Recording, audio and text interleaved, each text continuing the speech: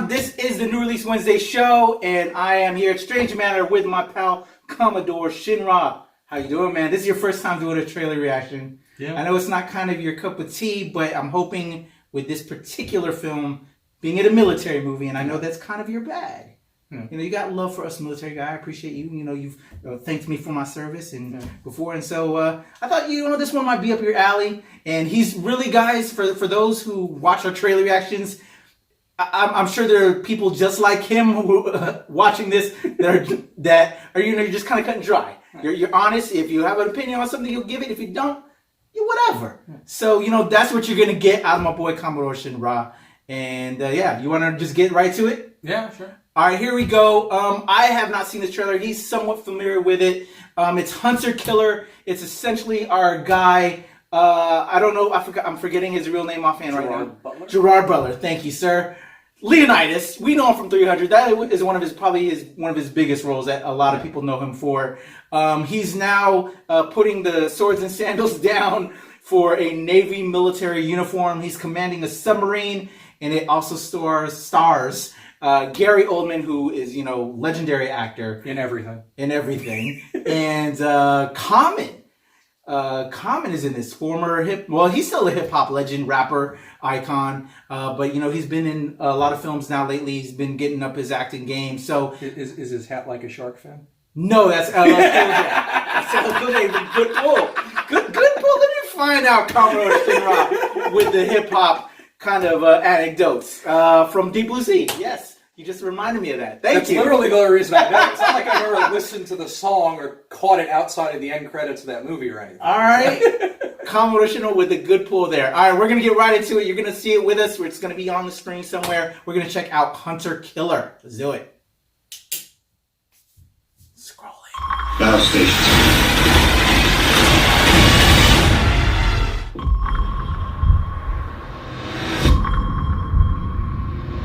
Adam, the Tampa Bay's gone missing just above the Cold Peninsula. Already have problems. Sir, we've got a shootout under the ice. I told 6th Fleet you want a Hunter Killer. We've been ordered to cross waters that no American sub has ever crossed before. Submerge the ship.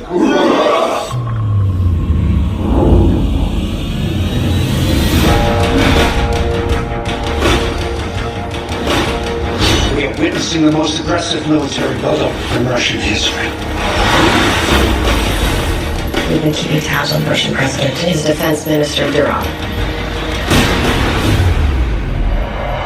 Oh my god. It's a coup. We're dealing with a single rogue minister. What if we defeat President Zakharin? We rescue the Russian president.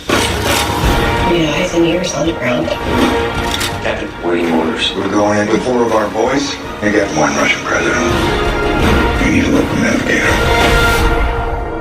I wish my men, I wish my ship, because it was the right thing to do. This is about our future. If we don't pull this off, it's gonna be World War III. You will be court-martialed. That is my job, to keep you alive long enough so you can testify. Torpedoes in the water! Ship ready! Solution ready! Weapon ready! 5 seconds, sir. Fire!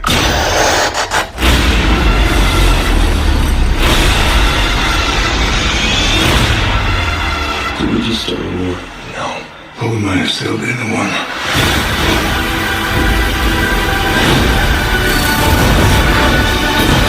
Battle stations.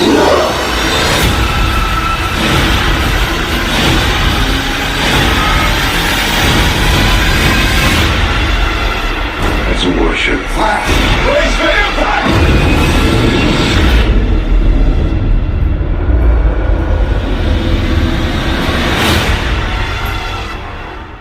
Well, all right. Hashtag Hunter Killer coming out this Friday, October 26th.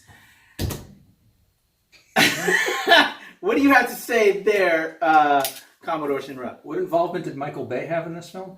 Probably. It looks like he has a stamp on it, doesn't it? It reminds me more of Battleship than anything else. And when I saw Fast and the Furious pop up, I'm like, okay, this is a popcorn action flick. Yeah. It has, if you're a Navy guy, military guy, you love blow them up. So this is your movie.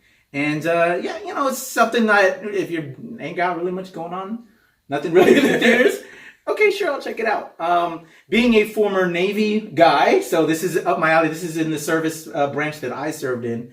And I was in the submarine program initially. I was in the nuclear submarine program right after boot camp, but I decided to go surface warfare and be on a frigate because I wanted to make use of my college scholarships that I had when I initially signed up. So I was in the submarine program, went through the whole kind of training and everything, and was in basically they drop us in a tub. They have like this pod, and they just drop it into the swimming pool. So it was, and we have divers in the water, and we have to shore up the tube so that way we don't sink and die, you know. Is just the training facility in Groton? Yeah, exactly. Groton, New London, Connecticut. Yeah. You know all about it, my man. This is why he's deep in this. So yeah, it was interesting. So there's a lot of things that I see in there that to move the story forward that you have to get signed off, cleared off before anything happens. Like he really sent off some troops off of his sub. That's a total. He wouldn't have sea warriors, you know. Well, that's being assigned and coming off of the ship like that. It's. They actually, from what they're showing in that, they would, because they're showing a fast attack sub with the dry dock shelter attached, which means they'd have a SEAL detachment, which probably what they're showing in the film is he's carrying SEALs to Russia. The SEALs go in to rescue the president, and then they got to fight their way back out. That's what it looks like they're trying to say. It seems to be the stop. You're right on that, but there's still a lot of things that. Oh yeah, it seems like this happened in a very fast pace of time. Yeah, like they just happen to be on. Really, I don't know. Well, but I haven't seen film, so yeah. Some of it is you know there's always a submarine hanging out by Russia. There's always a submarine in Pearl with some SEALs waiting just in case you need it. Like I said, but there's a lot of bureaucracy, man, and you know how government. Well, that's the bureaucracy part. That's once they say go, I'm sure you as a veteran know. Like once they make the decision to do it, you can get the ball rolling. If the ship's there and it's fueled and it's got crew, it's cast off the lines and go. The decision to actually do something. That's the Russian president come on board. All of this is occurring via one sub. Yeah. Well, that's how it would be because it would be a lot of different things. It depends on how they do it. There might be a diversionary force offshore, but like one thing when they're saying one thing, we're going where no American sub has gone before. I know that's a lie. So let's fill them in on that one. Since you have some of that military history background. If I recall correctly, you look up Operation Ivy Bells. Okay. I don't know if you know about that or can talk about that. You can talk. I can only talk on certain things, but you can talk about what is public knowledge. Yeah. That's why I can't talk. Yeah, the short version is that we've been sending subs into Russian waters and very close to the Russian coast since the 60s to tap cable lines and do special operations and all that.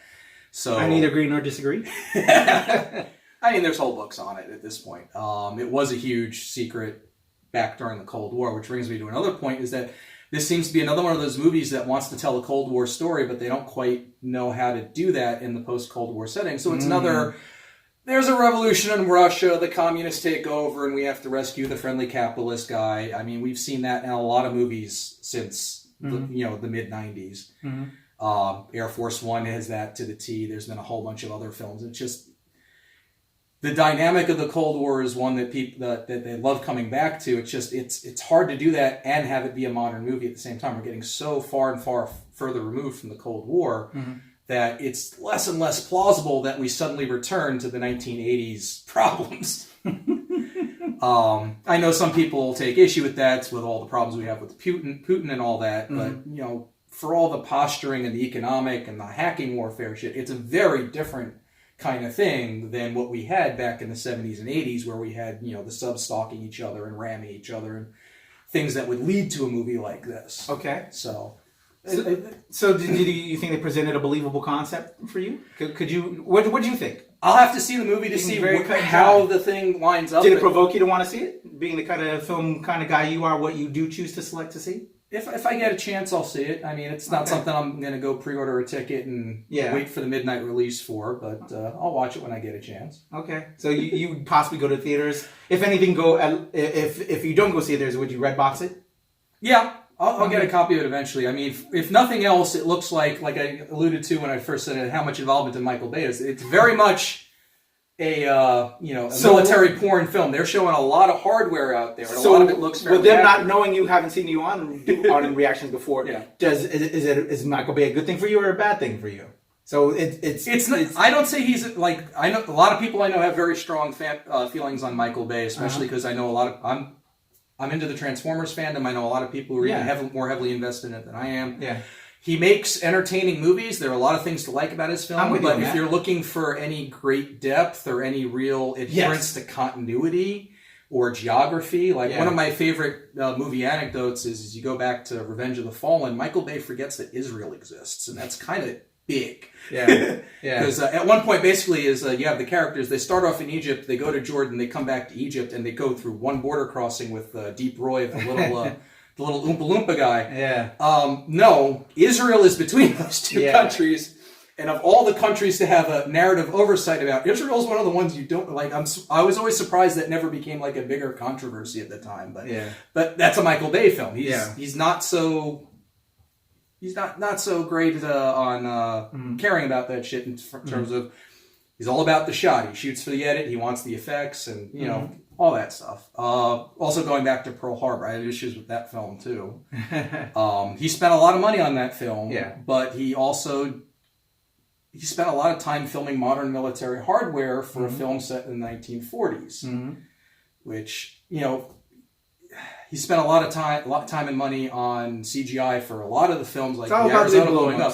But then an establishing shot of the Japanese fleet closing on Hawaii, it's a modern U.S. nuclear-powered battle group, and if you have rudimentary knowledge of what ships look like, what a modern U.S. supercarrier looks like is a very distinctive silhouette. Yeah. And you can tell that's what it is rather than a Japanese carrier from the 40s. So it's he gets the military access. He gets to film a lot of interesting things. Yeah. It's not always relevant to the story he's telling. It's more about the imagery. Yeah, just a wham and, you know, just amaze the viewer. So what we like to do is we either give it a thumbs up, thumbs down, sideways on what we think of the particular trailer we just watched. You ready to put your fist out there? Yeah. And give us either thumbs up, thumbs down, or sideways on how you feel on it. You ready? Yeah. All right, here we go. Hunter Killer, our reaction. Commodore, Patrick Michael Strange, here we go. I'm sideways, all right? So, yes and no. You know, I don't mind Michael Bay. I know for what he is. He's a popcorn guy. You know what I'm saying? I don't go to enjoy it, but it's not something... Yeah. Like, it looks like it'll be a fun movie to watch. It's no Hunt for Red October. Yeah. It's no Das Boot. It's no, you know, or going back to the 70s. It's no Midway. It's no Tora. Which is another thing we get to look forward to. They're doing another Midway movie. I did not know that. All right, so I guess we'll have to do a trailer reaction to that one. Yeah, I'm trying to remember who's... But it's one of those... It's I forget who they've got to star in it, but they've got some big names attached to it. It's looking like they're going to Pearl Harborize Midway, which I'm not sure how I feel about it. We'll see when we get some info and footage from it. All right, well, stay tuned to that because he's my resident military guy on here now. Commodore, I'm going to bring you on more for these, especially for military-style films. Because I can't talk on too much stuff because of my affiliation and maybe sometimes occasional affiliation. Anyway, I said too much. That's Hunter Killer. I'm actually checking out the film. I actually scored some tickets to go see it, so I may or may not do a review on it and let you know. And if I get this guy to see it, then he may give you something as well, but we'll probably come back with Midway. I'm going to commit him to that already. You signed up. Commodore, it's in. All right, Hunter Killer, let us know what you think in the comments, and you are watching the NRW giving you the NEW.